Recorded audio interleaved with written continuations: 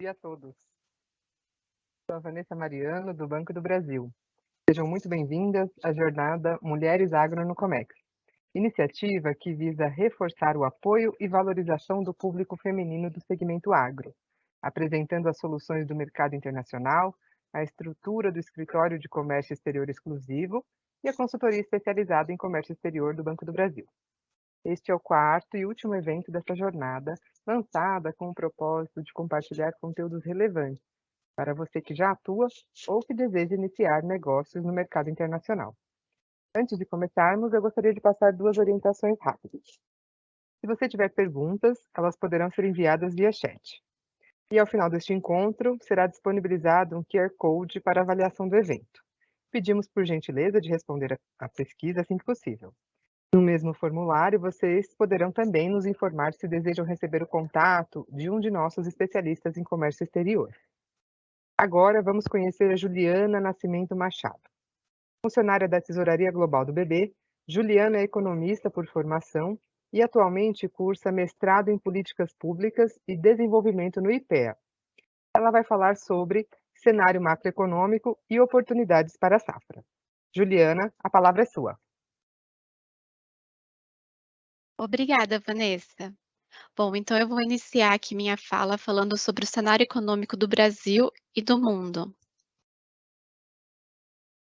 Começando pelos dados do crescimento global para 2023.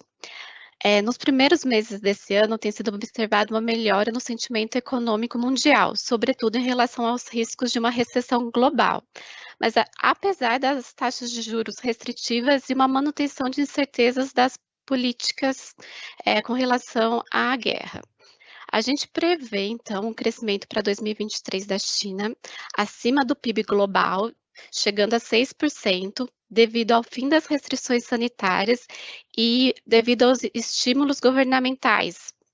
Já a zona do euro e os Estados Unidos, a gente prevê um PIB abaixo de 1%, tendo em vista uma inflação persistente e uma política monetária restritiva em curso.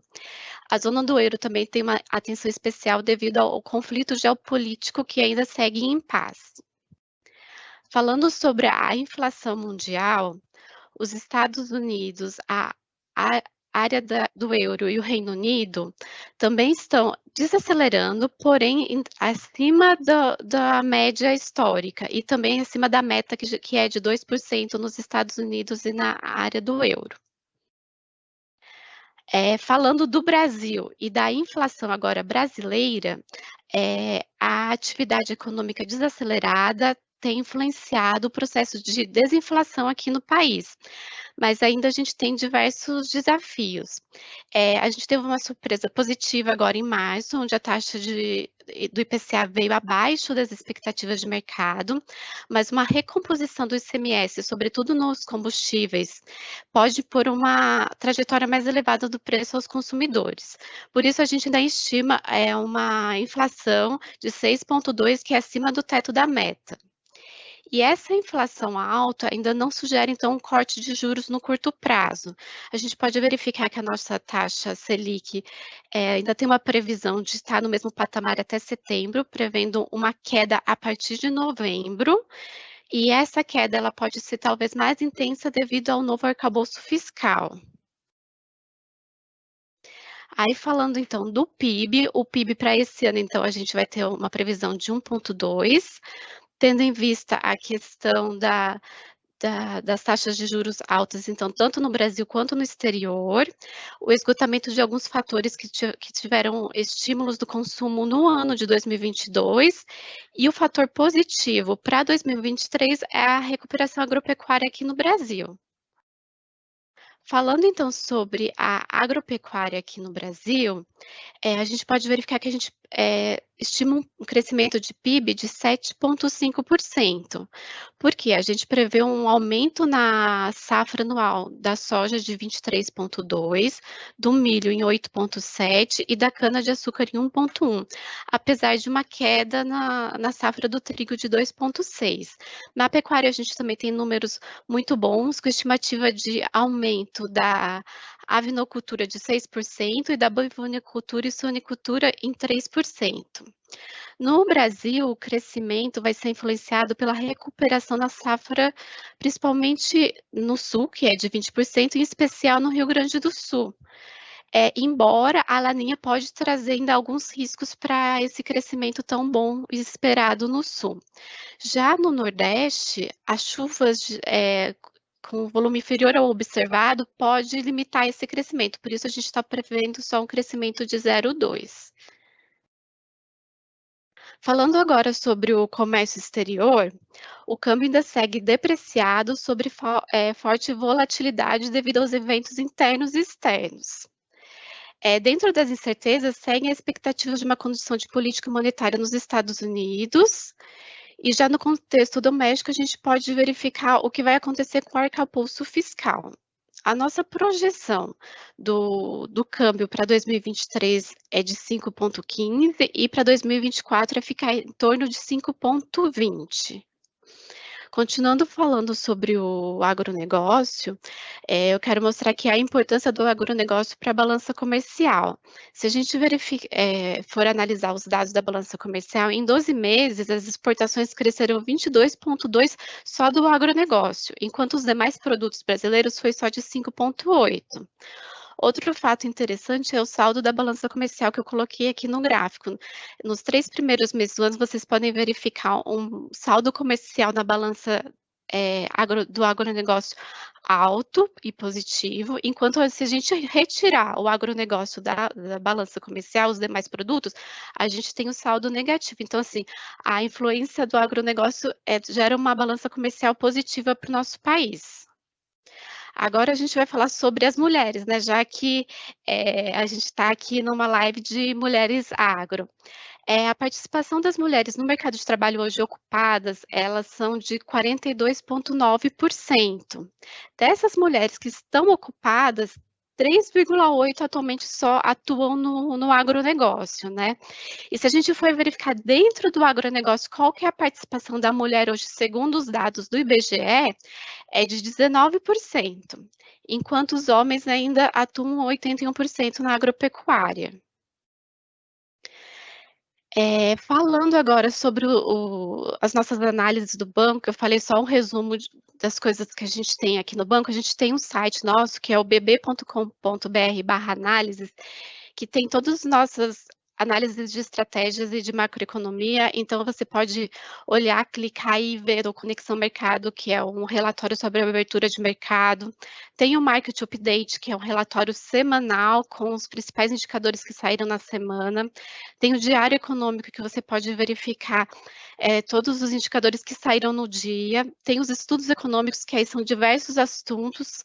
Tem a conexão agro, setor externo, cenário econômico. No cenário econômico, vocês podem consultar sempre as nossas previsões do PIB, tanto para os estados quanto para o Brasil e também por setores, a resenha regional, entre outros documentos nossos.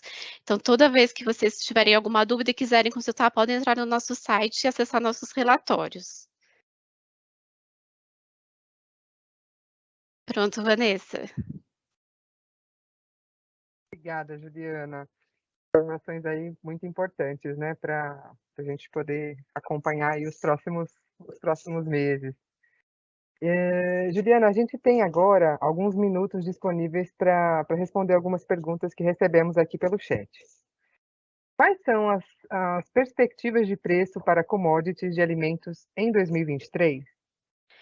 Em 2023, ela vai desacelerar um pouco, porém, ela vai estar no patamar superior ao que foi verificado durante a pandemia em 2020 e 2021.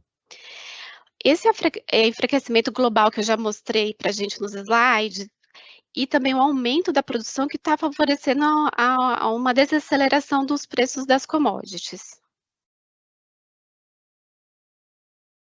Sim. Temos mais uma pergunta aqui. Considerando que o arcabouço fiscal ainda não foi aprovado e já houve arrefecimento da taxa de câmbio, você acredita que o câmbio pode cair ainda mais? Como eu mostrei, a nossa projeção é de 5,15 para o final desse ano. Só que assim, a gente não descarta a possibilidade do câmbio atingir patamares abaixo de 5 no curto prazo.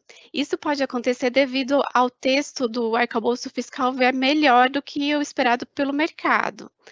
Além disso, a gente também pode falar que o nosso modelo de câmbio que a gente tem aqui no Banco do Brasil sugere que os valores justos de câmbio hoje seriam entre 4,60 e 4,90. Ou seja, a gente tem um espaço para o real cair de forma mais sustentável. Legal. E mais uma pergunta aqui. O que poderia fazer a taxa Selic cair antes da reunião de novembro, como você mencionou?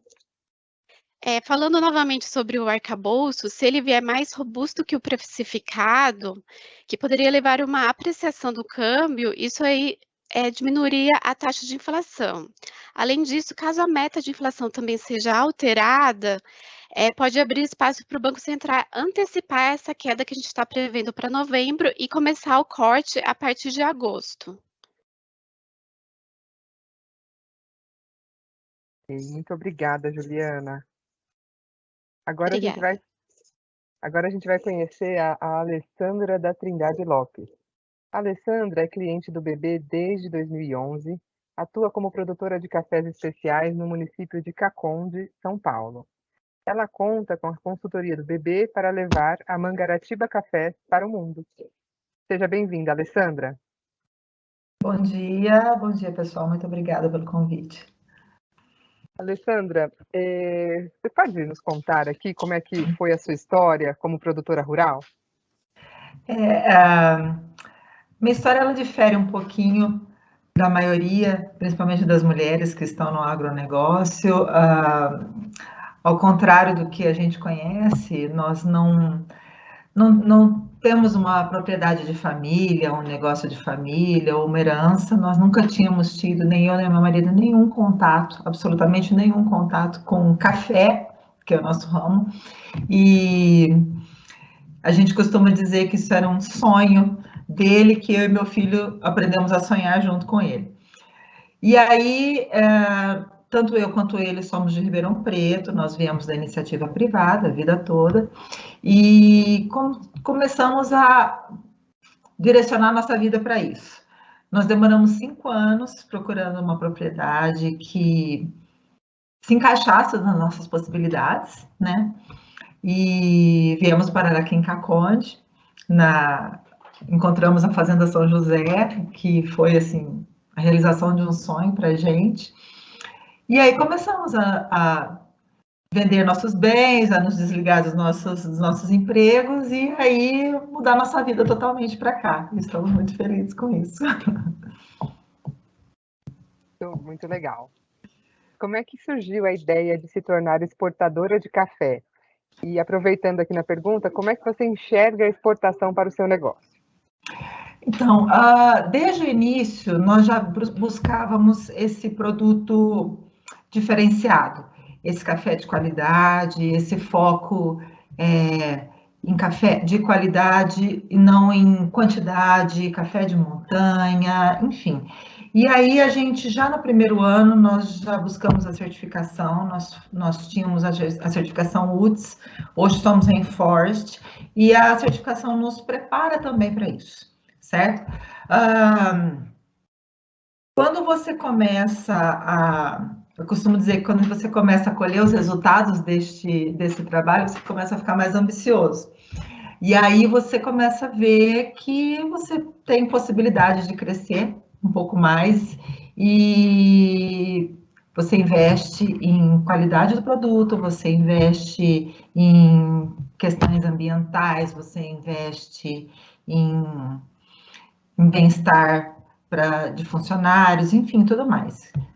E aí você precisa procurar um mercado que te valorize seu trabalho, que valorize seu produto, né? E aí o mercado exterior acaba sendo inevitável, né? Eu enxergo hoje como algo totalmente possível. Há 2 anos já nós exportamos o nosso café, mas através de trading.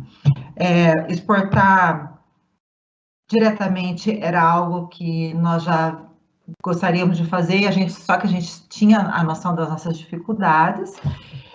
E aí a gente conseguiu o contato, feliz contato através do Banco do Brasil, e estamos hoje nesse projeto que praticamente pega na nossa mão e nos direciona passo a passo.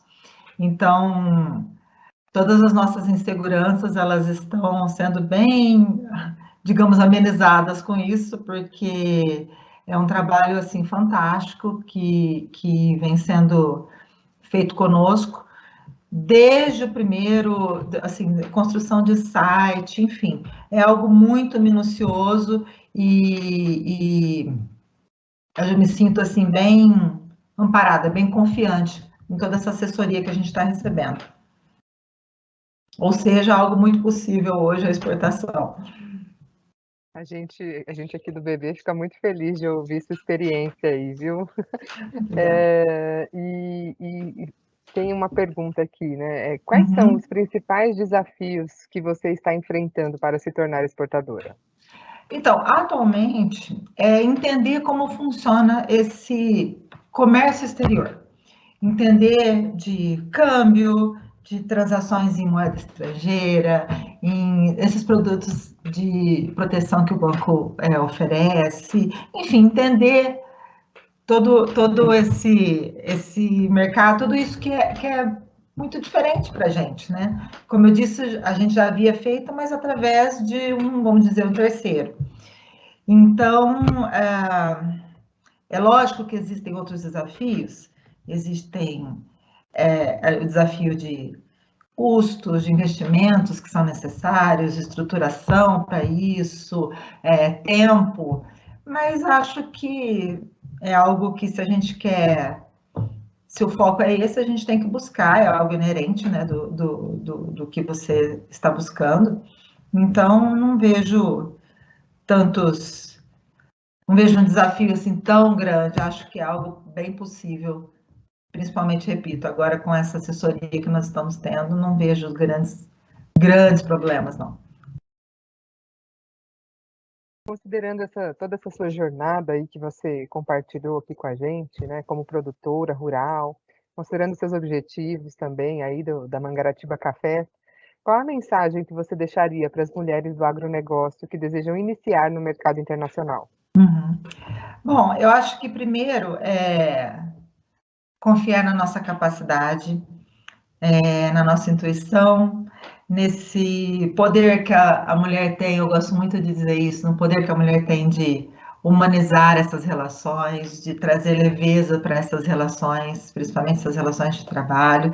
Nós sabemos o que é ser mulher no mercado de trabalho, está fechando um negócio aqui, está preocupada com família, com filhos, com marido, com pais, né? A gente tem essa multifuncionalidade que a gente não consegue se desvencilhar disso, isso é inerente de ser mulher. Então, assim, acho que a gente não pode nunca deixar de se orgulhar de cada conquista que a gente tem, de cada pequena conquista, e comemorar essas conquistas, sejam elas quais forem. A gente precisa também buscar uma parceria boa. Eu acho que para esse momento, buscar essa parceria para a gente foi fundamental, foi um divisor de águas. Não vejo como fazer isso de outra forma. Então, para quem está iniciando a jornada da internacionalização, eu acho que precisa realmente se capacitar, precisa buscar um nome forte. No caso do Banco do Brasil, eu acho que é algo que como eu disse, está sendo um divisor de águas no nosso negócio, entendeu? Acho que, e acreditar que com ética, com trabalho, a gente consegue colher os frutos, consegue colher o resultado, com certeza. Muito obrigada pela sua participação, Alessandra. Eu que agradeço. Desejamos ainda mais sucesso para o seu negócio e conte com o BB nessa sua jornada internacional. Muito obrigada, Vanessa. Eu aproveito para agradecer, se for possível, a equipe de apoio do Escritório de Comércio Exterior do Banco do Brasil, em especial ao Roberto, Felipe, Fernando e Carlos, que nos atendem com tanto cuidado. Tá bom? Muito obrigada. Nós que agradecemos aqui mais uma vez. Pessoal, estamos caminhando para a parte final do nosso encontro. Esperamos que o conteúdo que compartilhamos tenha sido agradável e que novas ideias, novos negócios e muitas soluções possam resultar do encontro de hoje. Vamos projetar agora o QR Code para avaliação do evento, que também enviaremos por e-mail. Pedimos por gentileza para responderem à pesquisa. O BB vai continuar neste trabalho por meio do escritório e dos gerentes de negócios internacionais que entrarão em contato com todas as inscritas para auxiliarem em suas jornadas. Caso prefira, fique à vontade também para contatar o escritório pelo e-mail age9049@bb.com.br. Muito obrigada pela sua presença e o Banco do Brasil ajuda você a chegar aonde quiser.